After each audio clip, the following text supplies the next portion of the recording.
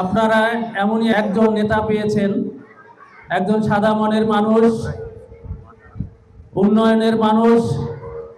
তার একটি আমি নমুনা বলছি।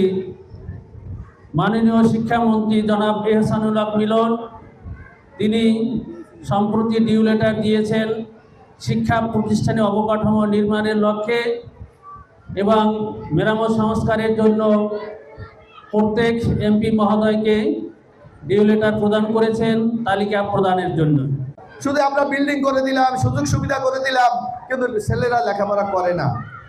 কারণ আপনাকে এখন কম্পিটিশনে টিকতে হবে।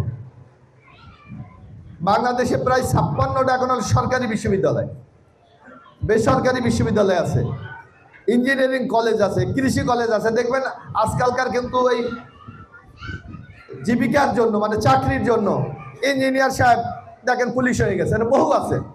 আমরা এই যে রংবাদ দরকার নাই, আমাদের দরকার মানুষ, আমাদের দরকার জনগণ, আমাদের দরকার তারা যদি শান্তিতে থাকে। আমি একটা কথা বলি, আমি আপনাদেরকে একটু অভিজ্ঞতার কথা বলি। আওয়ামী লীগ 15 বছর ছিল না, তো কলাপাড়া দেখতেন প্রায় মারামারি টারাইলের হইতো না, প্রায় দেখছেন তো আপনারা।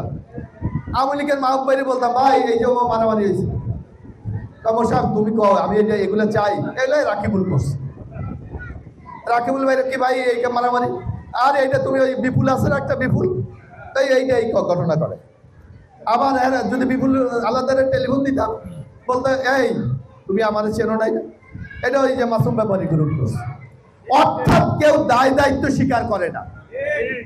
কিন্তু আমরা আপনাদেরকে অদা দেই, বিএনপির কোন ছেলে কোন লোক যদি কোনো কাজ করে আমাদের যদি জানান, যদি ব্যবস্থা করুন, না করি দায় দায়িত্ব আমাদের। আমি হয়তো সবসময় থাকি না, আমাদের নেতারা এখানে আছে, তাদেরকে যোগাযোগ করবেন।